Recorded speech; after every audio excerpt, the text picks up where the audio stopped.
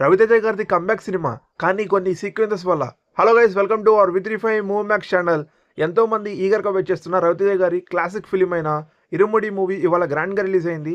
So ఈ movie ఎలా ఉంది, ఫ్యామిలీ ఆడియన్స్ మొత్తం చాలా ఎంగేజింగ్గా థియేటర్లో కూర్చోబెడుతుందా లేదా అనేది ఇవాళ ఈ వీడియోలో ఇండెప్త్గా మాట్లాడుకుందాం. So welcome to our V35 movie max channel. V35 movie మ్యాక్స్కి మీ అందరికీ స్వాగతం. ఛానల్ని తప్పకుండా సబ్స్క్రైబ్ చేసుకొని పక్కన బెల్ ఐకాన్ ఆన్లో పెట్టుకోండి. So let's start our video.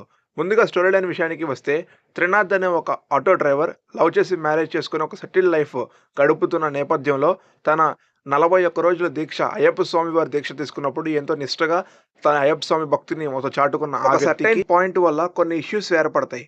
ఆ సర్టైన్ పాయింట్ ఏంటి, అసలు ఇందులో డాటర్ క్యారెక్టర్ ఏంటి, ఆ డాటర్కి వచ్చిన ఇష్యూస్ ఏంటి, 41 డేస్ మాల దీక్ష తీసుకున్న తర్వాత మన రవితేజ గారు ఏం చేశారు అనేది ఈ మూవీలో మనం చూస్తాం. సో మూవీ అయితే మాత్రం బ్రిలియంట్, చాలా బాగుంది.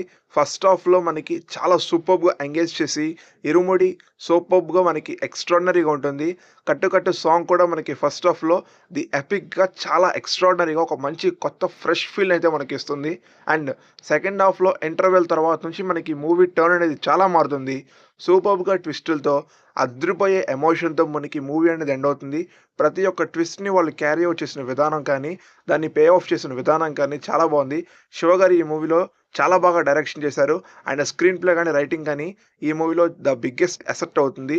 అండ్ రవితేజ గారి యాక్టింగ్ గురించి మాత్రం నేను చెప్పాల్సిన అవసరం లేదు. చాలా రోజుల తర్వాత రవితేజ గారికి ఒక మంచి క్యారెక్టరైజేషన్తో, ఒక మంచి స్టోరీతో ఉన్న ఒక సూపర్ క్యారెక్టర్ పడింది. దాన్ని ఆయన పుల్ ఆఫ్ చేసిన విధానం అయితే మాత్రం నెక్స్ట్ లెవెల్. అంతే మన రవితేజ గారు కనిపించరు, త్రినాథ్ రావు గారు ఒక్కటే కనిపిస్తారు ఈ మూవీలో. ప్రతి ఒక్క సీన్ని కూడా ఆయన పుల్ ఆఫ్ చేసిన విధానం ఇంకెవరు చేయలేరు.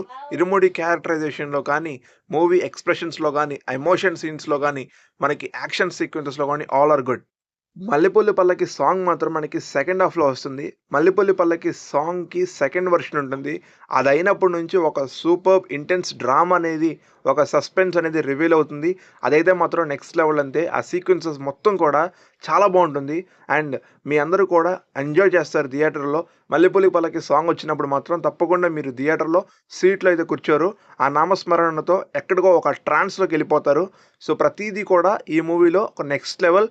రవితేజ గారి కంబ్యాక్ ఫిలిం కాదు, ఎక్స్ట్రాడినరీ ఫిలిం అని చెప్పుకోవాలి. అండ్ ఈ వీకెండ్కి మీకు one of the finest and biggest super film అనేది థియేటర్లో మీరు ఎంజాయ్ చేస్తారు. తప్పకుండా ఇప్పుడే టికెట్స్ బుక్ చేసుకొని థియేటర్కి అయితే వెళ్ళిపోండి. అండ్ మనకి ఈ మూవీలో కొన్ని ఫ్లాస్ ఉన్నాయి, కొన్ని లిటిల్ బిట్ మైనర్ ఇష్యూస్ ఉన్నాయి. అవన్నీ మర్చిపోండి, అవన్నీ పక్కన పెట్టేయండి. ప్రతి సినిమాలో అలాంటి మైనర్ ఇష్యూస్ ఉంటాయి. సో ఈ మూవీలో కూడా ఆ మైనర్ ఇష్యూస్ ఉన్నాయి. అవన్నీ పట్టించుకుంటే మీరు మూవీ చూడలేరు. అండ్ మూవీ మాత్రం తప్పకుండా ఎంగేజ్ చేస్తారు అండ్ తప్పకుండా మీరు ఎంజాయ్ చేస్తారు. ప్రతి ఒక్క ఎలిమెంట్లో కూడా, ప్రతి ఒక్క క్రాఫ్ట్లో కూడా మూవీ అనేది ఎక్స్ట్రాడినరీ.